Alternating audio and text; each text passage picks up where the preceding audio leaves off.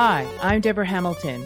Welcome to my podcast, Why Do Pets Matter? 10 years ago, with my iPhone and a script, I recorded the first episode of the Ultimate Pet Resolution Summit, which chatted with experts about conflicts over animals. Our conversations were intimate, honest, and illustrated how disagreements over animals occur and how those disagreements can reshape people's lives and relationships.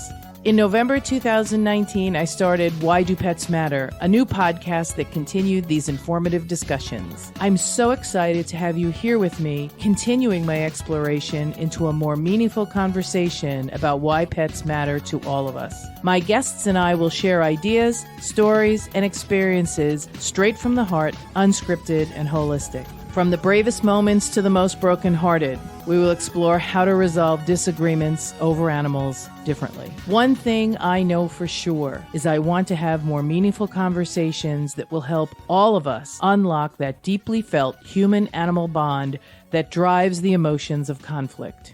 Today, my guest is Liz Rubinstein. She is the CEO of GingerLead, a harness that pet owners can use whether their dog has arthritis or is recovering from surgery from hip dysplasia or cruciate injuries. It is the best thing on the market for helping owners keep their pets safe in recovery. Liz is also an attorney, and I talked her into going back to the practice of law and to mediate conflicts between people over animals. She is my colleague and my compatriot. I'm so glad she's here today. Now let's listen to what Liz says.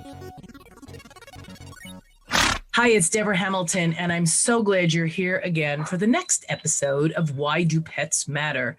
Today, I'm talking to my good friend who I met at a veterinary conference in Orlando many years ago, maybe 2 or 3 or 4. I mean, who knows now because we've lost so much time. Liz Rubinstein. And Liz is the CEO and creator of GingerLead, which is a wonderful harness that dogs can use who may have a little orthopedic issue. She's going to tell you more.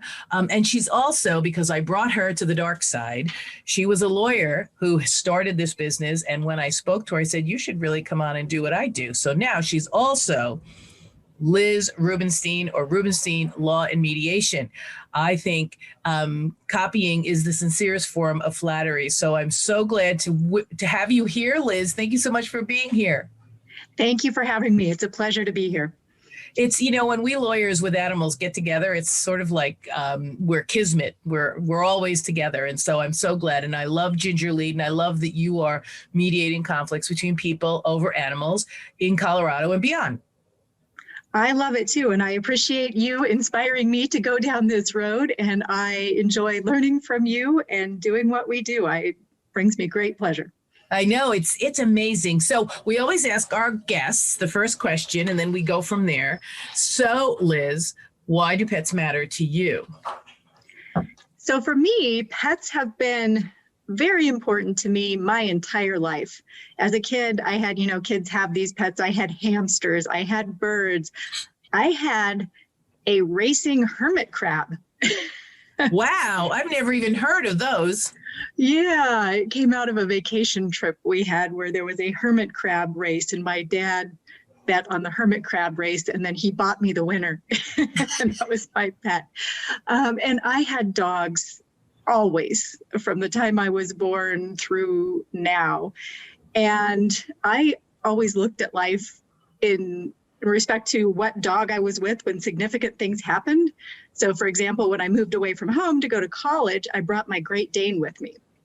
And that was kind of unusual for people. And then by the time I went to law school, I had my Great Dane and a Dalmatian, and they both lived with me all through law school. And I arranged my class schedule so I'd have a nice long break in the middle of the day so I could go home and let them out and spend some time with them. And my life just revolved around dogs. And then I started practicing law, and you mentioned GingerLead. So one of those heart dogs came into my life. My husband and I adopted these 2 littermate puppies. Oh, and my husband, that's another thing. Another thing that tells you how much I care about dogs is, men will sometimes bring flowers on a first date or something like that. My very charming husband brought a dog toy on our first date. Well, he's a smart guy. He wanted to whittle his way into your heart quickly. I was hooked. Yeah. Yeah. He's from New York, I heard. So I'm sort of liking him myself. Yep, he's from Long Island. I probably didn't pronounce that correctly, but I'm You sure. did. Long Island is how some say it. I am from Long Island as well. So there you go. I say it the same way. So anyway, after that, we adopted these littermate golden retrievers. One of them was named Ginger. She was the inspiration for GingerLead. And the poor girl, she was one of those heart dogs, just the sweetest dog in the world, but she had trouble from the beginning. We noticed that when she would play with her brother, she was always on the bottom. And at first we thought it was just boy-girl difference and he was stronger. But then we started noticing that she had trouble going up our steps. So that's when the inspiration for GingerLead started. We took her to the vet and found out she had severe hip dysplasia. She had reconstructive hip surgery at just 6 months old. And when we brought her home, they told us, okay, we broke her hip in 3 places. So like when a person heals and they're on crutches and have to take it easy, you need her to take it easy, not let her run or jump or spin. And when you take her out to go potty, you need to support her like crutches would. And here's an old bath towel, and that would bunch up under her belly, seemed uncomfortable, and we're holding a wad of towel. And she wasn't supposed to run or jump or spin, but she was a 6-month-old puppy in Denver, Colorado, with her litter mate in her first snow. And the surgeon had just taken her pain away for the first time in her life. So all she wanted to do was run and jump and spin. And it was a rodeo trying to get that to happen. We made it through, and then she needed another surgery a few years later, and that's when GingerLead was born, because we were determined to find something better than a towel. Yes, something more comfortable and safer for her and easier for us. So we invented GingerLead. Has a nice cushion that doesn't bunch up under their belly, height adjustable handle to hold, and a leash attached, which was key for us because that gives you the control element to keep her from damaging that freshly repaired joint. So my life as a lawyer, I was in the law firm and people would come visit me and buy GingerLeads, and I'd bring this stuffed dog in to show how it worked. And the lawyers I worked with were fantastic. You know, they would save shipping bubbles for me and they were just wonderful. So for a while I was doing both. But then as GingerLead grew, I had to make a choice at one point. I didn't have time to do everything. So then I went into GingerLead. And so this dog changed my whole life. She changed what I did for work. She started being the one I worked with. She was my coworker after that. And after GingerLead grew, she came to the office with me in the warehouse. And it was just an amazing time. And she changed my life completely. And she didn't need the GingerLead then for a long time. Those orthopedic surgeries were wonderful, miraculous for her. When she was older, she had arthritis, so we'd use it on and off when she had arthritis. And then we lost her to cancer in 2015, but she lived a very long, And that leads to another thing that we're involved with the Morris Animal Foundation. And I love dogs, and trying to prevent cancer in dogs is something I'm also passionate about. So we lost both Ginger and her litter mate to cancer. We have another dog now who's also a golden retriever, and the Morris Animal Foundation has this golden retriever lifetime study where they're trying to find causes for cancer and treatments and trying to make the health of dogs better in general. So they're studying 3,000 golden retrievers nationwide for their entire lifetimes to do this. And we have all these exams we do. He has a veterinary exam once a year with all kinds of samples, anything you can imagine to a sample, they sample, and vials of blood. And we do questionnaires every year with all these details about where does he live? Do we have carpet? Does he sleep on a dog bed? How much does he go outside? How much does he exercise? What do we feed him? Not just the dog food, but what's the contents of the dog food, you know, including brand, but more content information from what it is. What treats do you give him? Do you give him vegetables or fruits? Which ones are they? Are they raw? Are they organic? Everything gets studied. So it's a really great study, and we're really proud to be part of that. So, wow, that was a really long answer to pets. No, it wasn't. It was so perfect because, you know, these studies, both AKC Canine Health Foundation and Morris Animal Foundation, are taking on a leadership role in trying to find the reasons for, whether they're genetic or environmental, for things that affect our beloved animals, which in exchange also help us as people. Absolutely. Yeah, and the study has also branched out just recently. They've added 2 pieces, and I know one of them is arthritis. That they're Which I would like to know everything they're learning about arthritis, because boy, is that something that's hit me like a ton of bricks.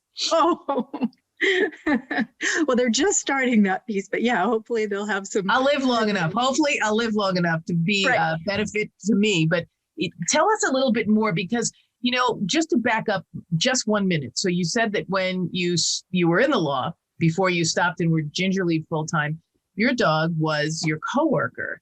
And, you know, the interesting thing is that now that we're done with COVID, not done, but we're living through COVID, all of our animals are our coworkers again. Yes. And don't they make great coworkers? And they do. They do. They make us take breaks. Self-care is so much better. We notice things about our dogs more quickly. So when you give a review of your animal now at the Morris Animal Foundation, it's probably more detailed because you spend more time with them. Well, actually, the dog I have now has been, since we got him, since he was a puppy, he's been going to work with me every day and spending every day with me. So before I closed down the office and warehouse, and we actually moved everyone to work at home after I met you about a year before COVID started. So you had a premonition. It looks brilliant in retrospect, right? Exactly. I closed down our office and warehouse, hired a company to warehouse and ship for us. And then my staff all started working from home. So yeah, he went into the office with me. So he's been with me the whole time. So for him, it really wasn't a change. But you know what? Having him there with me, and we had some staff dogs there from time to time as well. The change in morale and the benefit to our human mental health from that was something I don't think I could have created as the person running the company without the help of the dogs. It's fantastic. You know, it's interesting. You and I both were a little bit ahead of the curve because, of course, my practice used Zoom as a way to mediate conflicts between people over animals, because people live in different states, you know, different countries, who have conflicts over animals because they buy the dogs from different people. So I have been using Zoom along with my colleague, Susan Guthrie, who has probably the quintessential training for using Zoom for mediation trainings. You know, we were a little ahead of the curve. So when this hit, it wasn't as devastating to our comfort zone because we'd already been there. We'd already been at home. We'd already been using Zoom or whatever. But now, as we emerge from COVID, it's a little interesting how we're going to take the next steps. How do you see GingerLead? And if you feel comfortable talking about your law practice now that you've gotten back into it, how do you see that moving forward post-COVID? Because I know that animals became really important during COVID, which you just mentioned, you know, having the animals with you at work or at home, if you were working from home, was really important during COVID. And how is that going to work going forward? Yeah, so I'll start with GingerLead. For GingerLead, I don't see any changes to the structure that we had put in place before COVID. My staff is doing well working at home. We all have our dogs. The one thing I would say we could change is, since when we can get together again, we could have a staff meeting at the dog park. Yeah. All of us get together and let the dogs play. So that's another benefit, because it is nice to get together.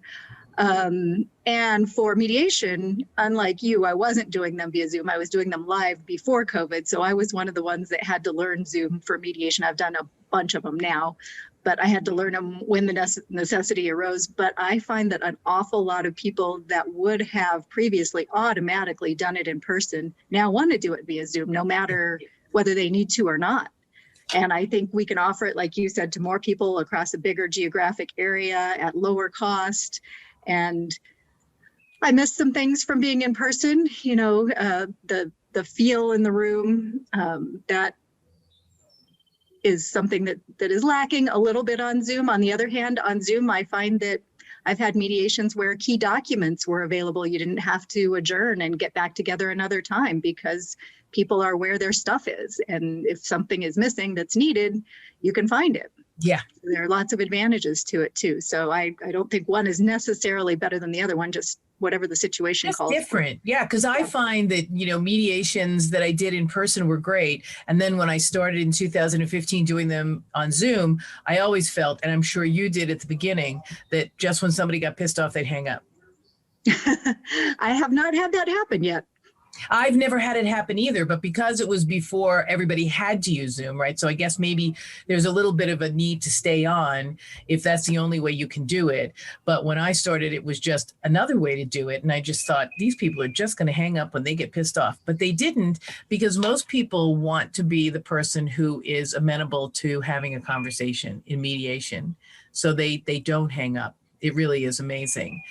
So tell me a little bit more about what GingerLead is doing now, because I know there are so many things that you have in the hopper that are going to get GingerLead out there in a bigger way.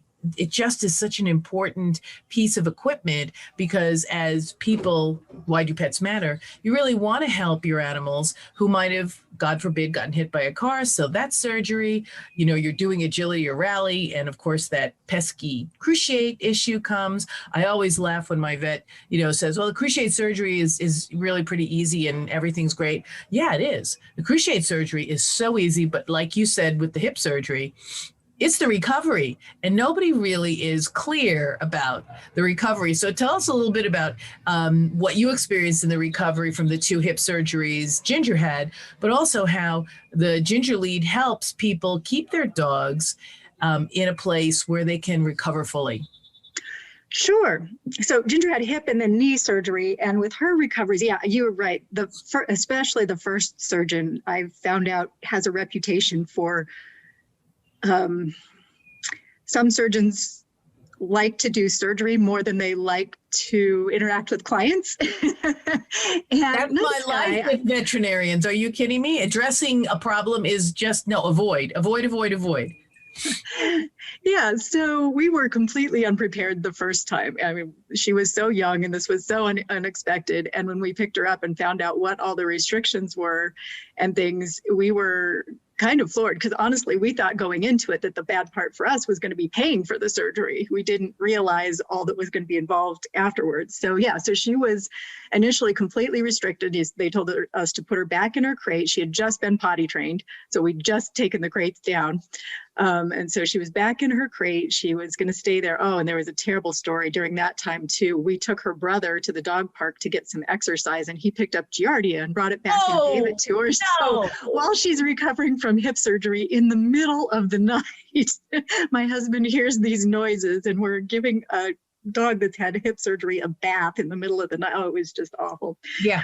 But anyway, that's not a normal part of the recovery process. But the recovery process, every surgeon has their set of protocols, rules. right? Yeah.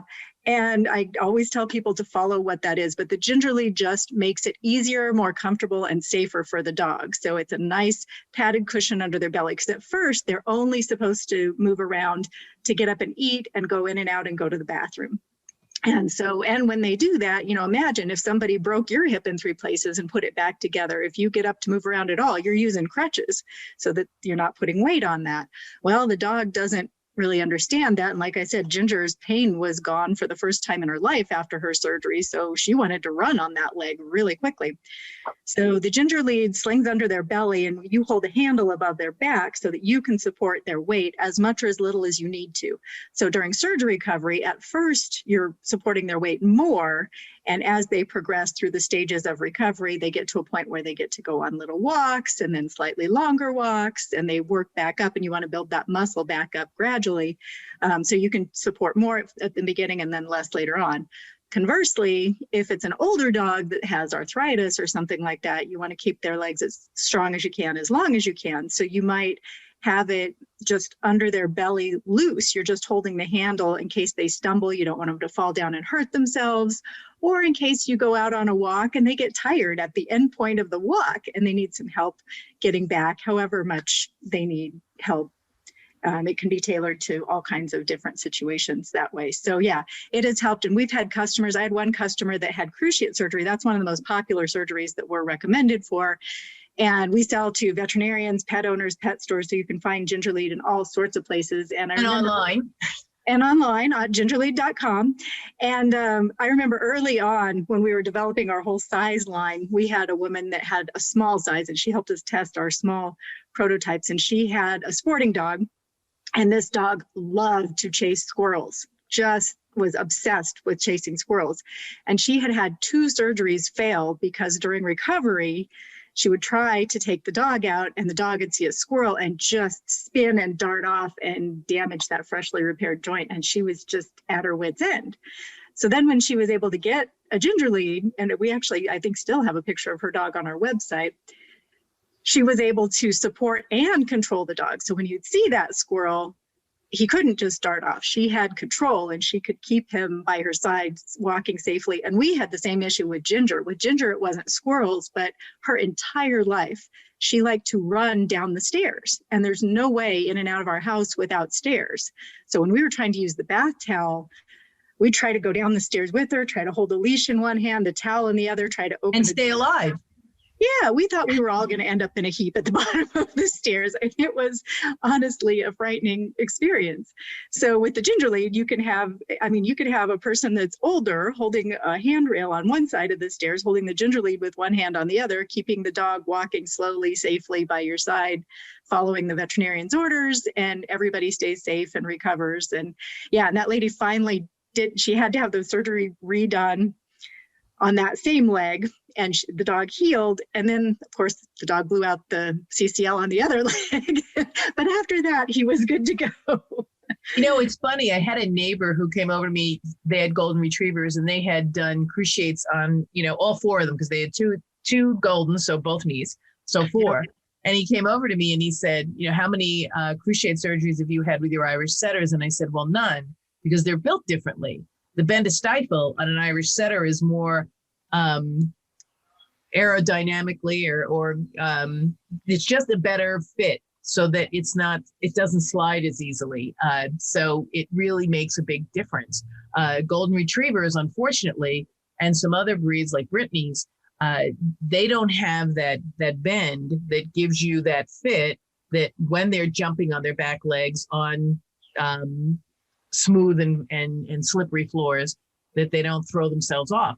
I mean, and little dogs, holy Toledo, because when you were talking, I heard you say, we have them for all size, but it is hard to keep a little dog quiet. It's sometimes much easier to keep the golden retriever quiet, except when it's a 6-month-old or 8-month-old puppy. But it's much easier to keep a bigger dog in place than a little dog. Right. And we have a size for those little tiny ones, and the Chihuahuas get lots and lots of luxating patellas, knee problems. And weirdly, that's what Ginger had instead of the CCL. She had a luxating patella, which is strange on a golden retriever. But the little ones. Very common on dachshunds. I had one with that. So, yep. Well, and dachshunds get IBDD like crazy. So our mini size we sell for a lot of dachshunds and Chihuahuas. And it's designed a little differently to be a little more petite, and it actually belts around and closes over their back. So those little ones that are low to the ground can't wiggle out of it, since they're so close to the ground and so wiggly. Yeah. It's not like they don't excel in escapism. Yeah. And that has been a super popular size. I've never had a dog that small. So we started out with the big dog sizes, but people kept asking us, we need a smaller one. So we made a size small. And that 33-pound dog that I was telling you about that chased the squirrels, he fit nicely into that. But the dachshunds and the Chihuahuas, we have a picture of a 4-pound Chihuahua modeling the mini size on our website. So it'll fit dogs teeny tiny and help them recover as well. So Liz, pets really do matter to you on so many levels, because you now have your golden retriever, and what's his name? Jake. So Jake is here. How old is Jake?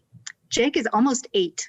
God bless. Golden retrievers are wonderful. I mean, people say, oh, well, golden retrievers have so much cancer. And I know that we had shared that both your first golden retrievers did pass away from cancer, and now you're part of the study, but it might be because there are so many of them, because Irish setters also have a high degree of bone cancer and hemangiosarcoma.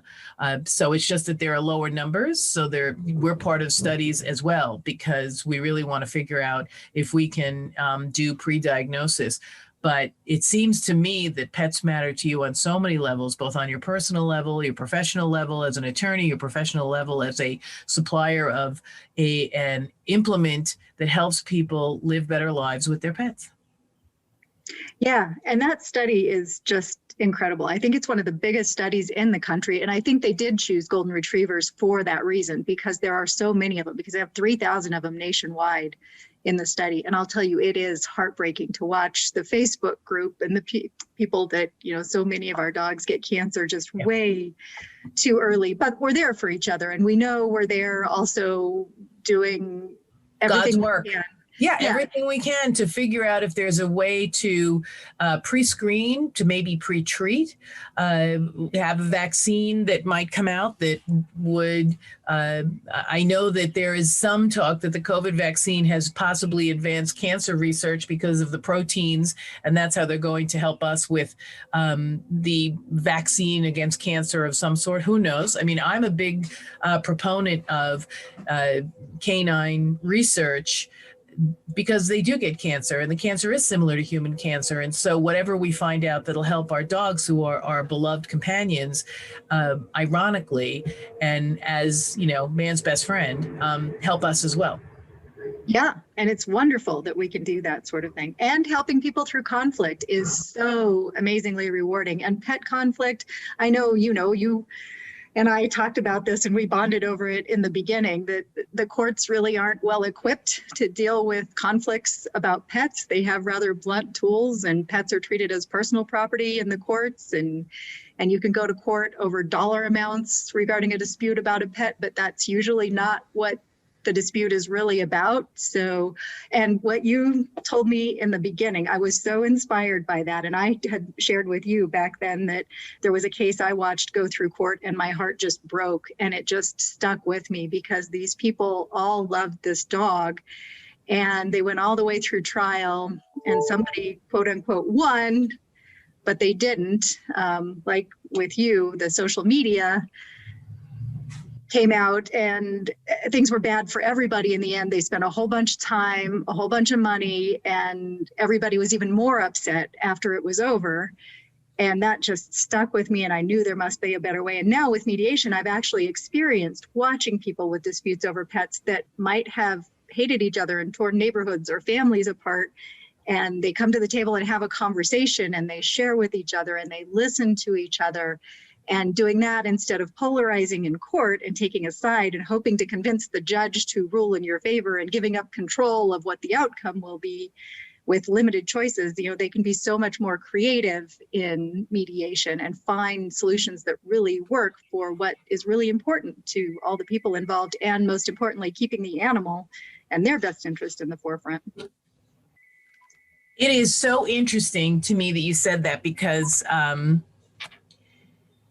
when I started this, I was interviewed, and one of the quotes I used when asked by a reporter, why I do this, and I said, because unfortunately your pet doesn't hate your ex. So when a family has a pet, there is nobody in the family that the pet hates. I always get a little crazy when Judge Judy has the dog come in the courtroom, and that whoever the dog runs to is who she gives the dog to. And you and I both know that we feed the dogs probably, and we, walk the dogs, and we bring them to the vet. But our husbands do other things with the dogs that the dogs like just as much. And when we're not home, those dogs are with our husbands. So what makes it okay to just award it to us without the opportunity? And if you do go to court, by the end of the court, like you said, the bridges are burned. I've won, but have I really won? No, I haven't really won. I remember when one case here in New York was decided, and I posted, I understand that the court, it's property. King Solomon, let's cut it in half. That never works well for the dog. So, they give it to one or the other. And unfortunately, it usually is the non-moneyed spouse who is home with the dog all the time, because they can establish that the dog likes them better. And so what's in the best interest of the dog is to be with the one who the dog likes better. And I get it. However, if you cut that off, you cut off the ability to take care of the pet in extraordinary circumstances. So I'm never going to call Liz again, because we went through this horrible court battle over our dog. And even though she would have money to help me if the dog gets sick, I'm not going to talk to her. And I always say, you want to be able to have that ability to allow the dog to keep their lives. All they know is a life with both of you. That's all they know. And all of a sudden, one person's gone. And you can say all the things that people say in our offices, which is all the mental torment or the I need to do this for myself or whatever. Yes, I get it. I do. And I support that 100%.